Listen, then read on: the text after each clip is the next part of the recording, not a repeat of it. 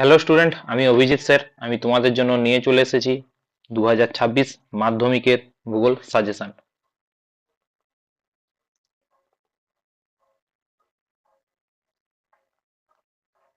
দেখো, ভূগোল তোমাদের 90 নাম্বারের পরীক্ষা হবে মাধ্যমিকে। এবার এখান থেকে তোমাদের বড় কোশ্চেন যেগুলো রয়েছে সেগুলো 5-এর দাগের থাকে। 5.5, 1.1 এবং 5.1.2, এই দুটি দাগ মিলিয়ে তোমাদের ভূগোল কোশ্চেনগুলি রয়েছে।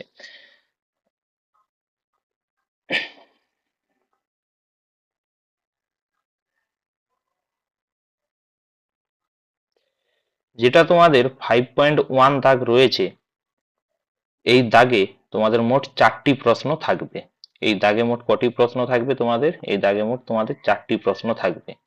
যেই 4টি প্রশ্ন থাকবে ওইগুলো কোন কোন চ্যাপ্টার থেকে থাকবে? না, ওইগুলো তোমাদের থাকবে বহির্জাত প্রক্রিয়া, বায়ুমণ্ডল এবং বায়ুমণ্ডল। এই চ্যাপ্টারগুলো থেকে তোমাদের 4টি প্রশ্ন থাকবে, যার মধ্যে বহির্জাত প্রক্রিয়া থেকে থাকবে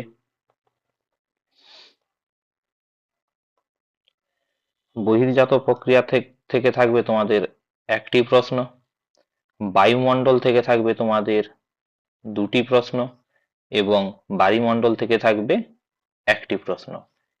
এই নিয়ে মোট তোমাদের কটি প্রশ্ন? 4টি প্রশ্ন। এই 4টি প্রশ্নের মধ্যে তোমাদেরকে আনসার করে আসতে হবে কটি প্রশ্নের?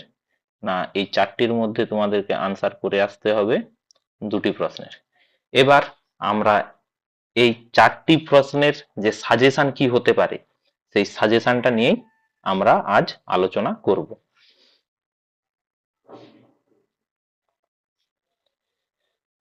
সর্বপ্রথমেই তোমাদের চলে যায় বহির্জাত প্রক্রিয়ার চ্যাপ্টারটিতে। দেখো, এই চ্যাপ্টারে তোমাদের মূলত পড়তে হয় নদী, বায়ু এবং হিমবাহ। এবার আগের বছর তোমাদের হিমবাহ থেকে কোশ্চেন পড়েছে, সেই জন্য তোমাদের এবারে যে প্রশ্নগুলো ইম্পর্টেন্ট হবে সেগুলি হলো, প্রথমেই তোমাদেরকে দেখতে হবে কি না, নদীর সঞ্চয় কার্যের ফলে গঠিত মধ্যগতি ও নিম্নগতিতে সৃষ্ট ভূমিরূপ সচিত্রে বর্ণনা করো। অর্থাৎ নদীর সঞ্চয় কাজের ফলে আর মধ্যগতিতে যে ভূমিরূপগুলো তৈরি হয় সেই ভূমিরূপগুলোকে তোমাকে ছবি এঁকে বুঝিয়ে আসতে হবে। এবার এখানে ছবি এঁকে তুমি কিভাবে বুঝিয়ে আসবে? না, তোমার যে তিনটা, মূলত তোমাকে এখানে তিনটা পয়েন্ট করে আসতে হবে। ধরো কথা দ্বারা বলছি, নদীর সঞ্চয় কার্যের ফলে তুমি গঠিত তিনটা ভূমিরূপ ধরলে কি না, একটা তুমি প্লাবন ভূমি ধরলে, একটা বদ্বীপ ধরলে, আর একটা স্বাভাবিক বাঁধ ধরলে কিংবা পলল বেজনী ধরলে। কি করবে? সর্বপ্রথম প্রথমে প্রত্যেকটা সংজ্ঞা দেবে, সংজ্ঞার পর কি দেবে? বৈশিষ্ট্য দেবে, বৈশিষ্ট্যর পর কি দেবে? উদাহরণ দেবে। যদি পারো কিভাবে গঠিত হয়েছে সেটা সামান্য হলেও লিখে আসবে এবং সাথে খুব সুন্দরভাবে একটা ছবি এঁকে দিয়ে আসবে। একই রকম ভাবে তোমাদের যেই প্রশ্নটি ইম্পর্টেন্ট হবে সেটি হলো নদীর ক্ষয়কার্যের ফলে গঠিত ভূমিরূপগুলি চিত্রসহ আলোচনা করো। এবার দেখো, সব থেকে ইম্পর্টেন্ট এই দুটা প্রশ্ন, এই দুটা প্রশ্নের মধ্যে যে কোনো একটা প্রশ্ন তোমাদের পড়তে পারে। এর সাথে সাথেও আরেকটা প্রশ্ন করে রাখবে, বায়ুর ক্ষয়কার্যের ফলে গঠিত তিনটি ভূমিরূপ আলোচনা করো। ব্যাস, তোমাদের এই তিনটি প্রশ্ন করলেই তোমাদের এখান থেকে এই তিনটি প্রশ্ন করলেই এই তিনটি প্রশ্নের মধ্যে তোমরা যে কোনো একটি প্রশ্ন পরীক্ষার খাতাতে পেয়ে যাবে এবং সেটা সুন্দরভাবে লিখে আসতে পারবে এবং ভালোভাবে লিখলেই তুমি 5-এর 5 পেতে পারবে। চলো পরের অধ্যায়ে আমরা যাই।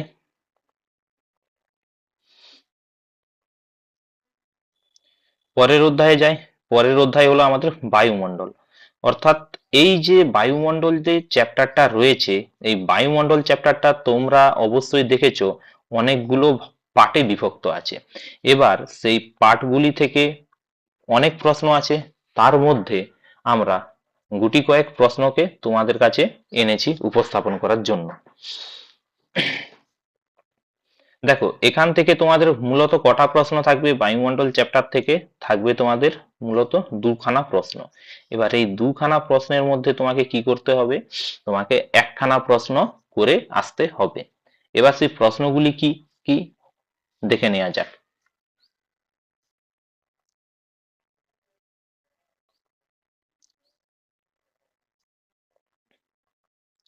সর্বপ্রথম তোমরা তৈরি করবে শৈলক্ষেপ বৃষ্টিপাত কিভাবে সংঘটিত হয় তার উপযুক্ত উদাহরণ এবং চিত্রসহ বর্ণনা করো। এই প্রশ্নটা খুবই ইম্পর্টেন্ট। তোমরা শৈলক্ষেপ বৃষ্টিপাত কিভাবে হয় নিশ্চয়ই জানো, সেইটাকে তোমাকে ভালো করে ছবি এঁকে তৈরি করে আসতে হবে। এর পরের যদি প্রশ্নে আমরা যাই, পরের প্রশ্নটি রয়েছে কি, নিরক্ষীয় মৌসুমী ও ভূমধ্যসাগরীয় জলবায়ুর অবস্থান এবং এই জলবায়ুর প্রধান বৈশিষ্ট্যগুলি উল্লেখ করো। এই প্রশ্নটাও খুব ইম্পর্টেন্ট হয়ে যায়। এবার তোমাদের এই যে তিনটা জলবায়ু আছে, তিনটা জলবায়ুকে করসপন্ডিং ভাবে পড়ে যেতে হবে এবং এর মধ্যে কি কি পয়েন্ট তোমরা উল্লেখ করবে না, জলবায়ুগুলোর অক্ষাংশগত অবস্থান কি, জলবায়ুগুলো আমাদের কোন কোন দেশে দেখা যায়, জলবায়ুগুলো তোমার কোন কোন দেশে দেখা যাবে এবং উষ্ণতা কি হবে, বৃষ্টিপাত কি হবে, বায়ুর চাপ কি হবে, বায়ু প্রবাহের কি হবে, এই বৈশিষ্ট্যগুলো তোমাকে আলোচনা করে আসতে হবে। এরপরের যদি প্রশ্নে আমরা যাই, সেটা আছে বায়ুমণ্ডলের উষ্ণতার তারতম্যের তিনটি কারণ আলোচনা করো। এই প্রশ্নটাও খুবই গুরুত্বপূর্ণ প্রশ্ন, এটাও তোমাদেরকে করে আসতে হবে। এরপর যে প্রশ্নটাতে আমরা যাচ্ছি, বায়ুর চাপের তারতম্য ঘটে কেন, অথবা বায়ুর চাপের তারতম্যের নিয়ন্ত্রক সমূহের ভূমিকা ব্যাখ্যা করো, উদাহরণ সহ আলোচনা করো। এই প্রশ্নটাও তোমাকে করতে হবে খুব ভালোভাবে। এর মধ্য থেকেও আরো যে দুটো প্রশ্ন রয়ে গিয়েল সেগুলো দেখো, বিশ্ব উষ্ণায়নের প্রভাব উদাহরণ সহ আলোচনা করো ও ঘূর্ণবাত ও প্রতীপ ঘূর্ণবাতের মধ্যে পার্থক্য লেখো। এবার এই 6টি প্রশ্নের মধ্যে তোমরা যদি এতগুলো করতে না পারো তাহলে তোমরা কোন কোন প্রশ্নগুলো করবে না সেগুলো আমি তোমাদের বলে দিচ্ছি। তোমরা 1 নম্বরটা করবে, 3 নম্বরটা করবে, 5 করবে, 1, 3, 5, ব্যাস। এই তিনটা প্রশ্ন তোমরা যদি ভালো করে তৈরি করো, এই তিনটা প্রশ্নের থেকে খুবই চান্স আছে দুখানা প্রশ্ন এসে যাওয়ার।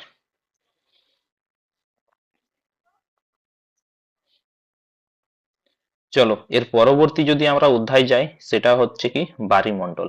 পরবর্তী অধ্যায় যেটা যাব সেটা কোন অধ্যায় হবে না, সেই অধ্যায়টা হয়ে যাবে আমাদের বায়ুমণ্ডল। এবার এই বায়ুমণ্ডল চ্যাপ্টারটা খুবই ছোট এবং এখান থেকে প্রশ্ন যেটা আসে সেটা প্রায় প্রতি বছর কমন প্রশ্ন আসে। এখানে মূলত দুটো টপিক রয়েছে, একটা হচ্ছে তোমার সমুদ্র স্রোত আর একটা জোয়ার ভাটা। এবার তোমরা যদি বিগত বছরের প্রশ্ন লক্ষ্য করো, সেখানে জোয়ার ভাটা থেকে প্রশ্ন এসেছে, তাহলে এবছর কি প্রশ্ন আসবে, এবছর আসবে তোমার সমুদ্র স্রোত থেকে। এবার সমুদ্র স্রোত থেকে যে প্রশ্নগুলি আছে সেগুলো একটু ভালো করে দেখে নাও। সমুদ্র স্রোতের এই গুটি কয়েক প্রশ্ন আছে, এই মূলত দুটি প্রশ্ন থেকে প্রত্যেক বছর প্রশ্ন আসে। পৃথিবীব্যাপী সমুদ্র স্রোতের প্রভাব আলোচনা করো, অথবা একই উত্তর হয় পৃথিবীর জলবায়ুর উপর সমুদ্র স্রোতের প্রভাব, এটাও একটা প্রশ্ন। আর দ্বিতীয় নম্বর প্রশ্ন, সমুদ্র স্রোত সৃষ্টির কারণ উৎস, সমুদ্র স্রোত সৃষ্টির কারণ উদাহরণ সহ ব্যাখ্যা করো। ব্যাস, এই দুটি প্রশ্ন তোমরা যদি খুব ভালোভাবে করে আসতে পারো, এই দুটি প্রশ্ন তোমরা যদি ভালোভাবে করে আসতে পারো তাহলে তোমরা 5-এর 5 পাবে। এবার তোমাদের ক্ষেত্রে আমি বলবো, যে সমস্ত ছাত্রছাত্রীদের ক্ষেত্রে একটু চাপ হচ্ছে বলে মনে হয়, তারা এখানের বহির্জাত প্রক্রিয়া থেকে যে প্রশ্নগুলো দিয়েছি সেই প্রশ্নগুলোকে করো এবং বায়ুমণ্ডল থেকে যে প্রশ্নগুলি দিয়েছি সেই প্রশ্নগুলিকে করো। এবার দেখো, এই বায়ুমণ্ডল থেকে 2টি প্রশ্ন আর বহির্জাত প্রক্রিয়া থেকে 3টি প্রশ্ন, মোট তোমার 5টি প্রশ্ন। এই 5টি প্রশ্ন তুমি যদি খুব ভালোভাবে করো তবে এখান থেকেই তুমি 4টি প্রশ্নের আনসার করে আসতে পারবে। এক্ষেত্রে তোমার বায়ুমণ্ডল চ্যাপ্টারটিকে না করলেও চলবে। আশা করি প্রত্যেকের বোঝা গেল।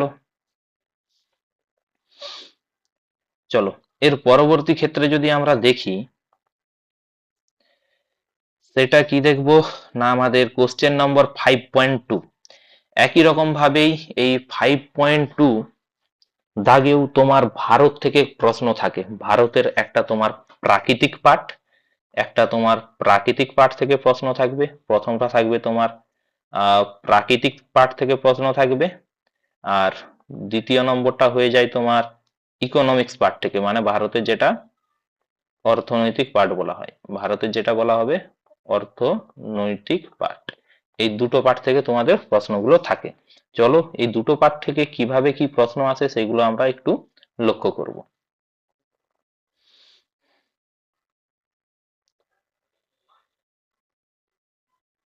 সর্বপ্রথম দেখো, এখানে তোমার আগের মতোই 4টি প্রশ্ন থাকবে।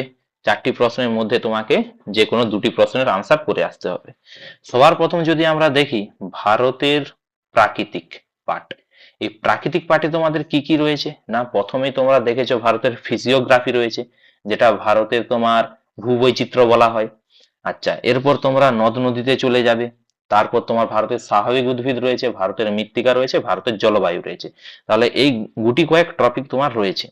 এবার খুব সম্ভবত এখান থেকে যে প্রশ্নগুলো আসার চান্স থাকে সেগুলো একের পর এক আমি তোমাদেরকে দেখাচ্ছি, তোমরা খুব মন দিয়ে শুনো।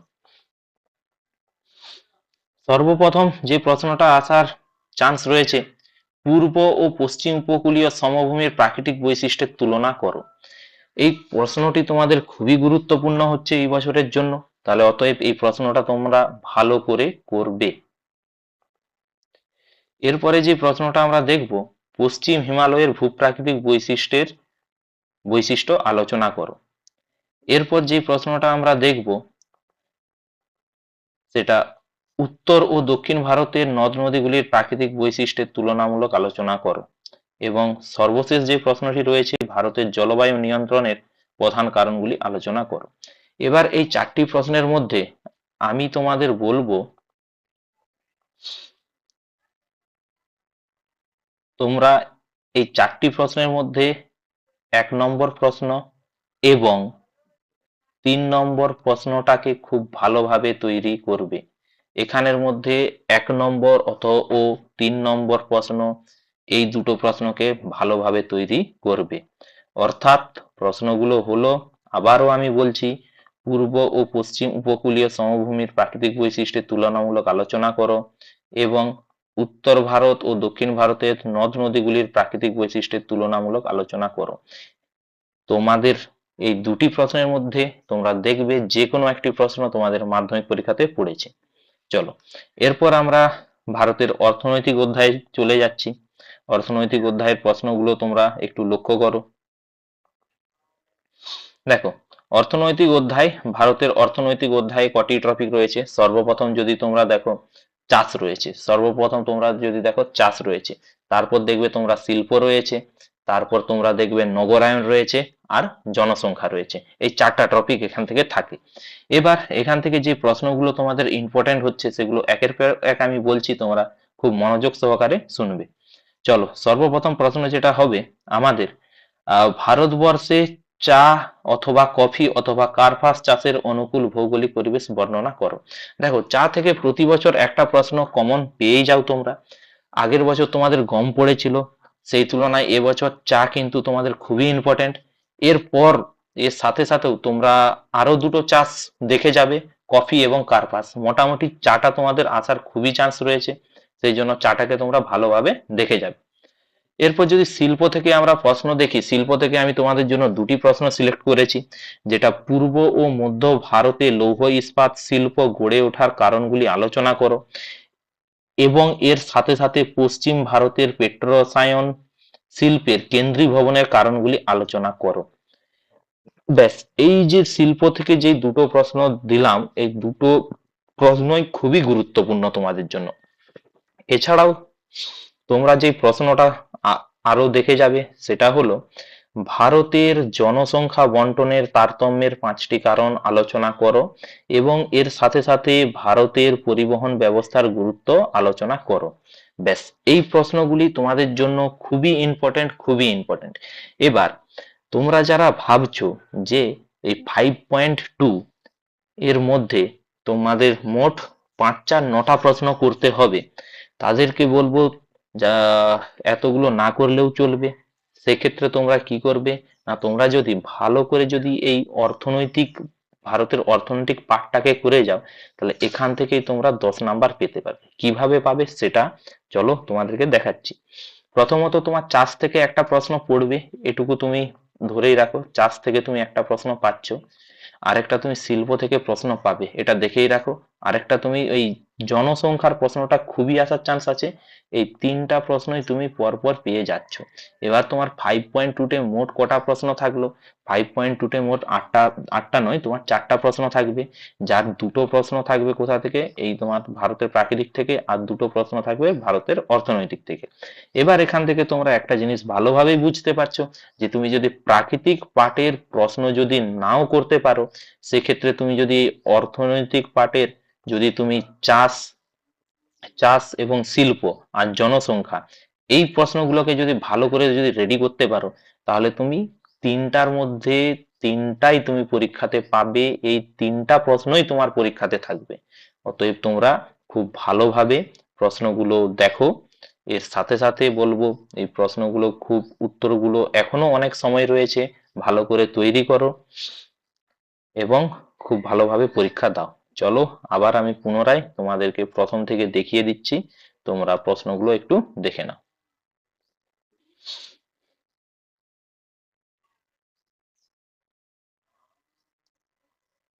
একইভাবে আমি তোমাদের জন্য গণিতেরও সাজেশন আনবো, যাতে তোমরা কিভাবে খুব সহজেই 100 পেতে পারো অঙ্ক থেকে, তারও আমি সাজেশন আনবো।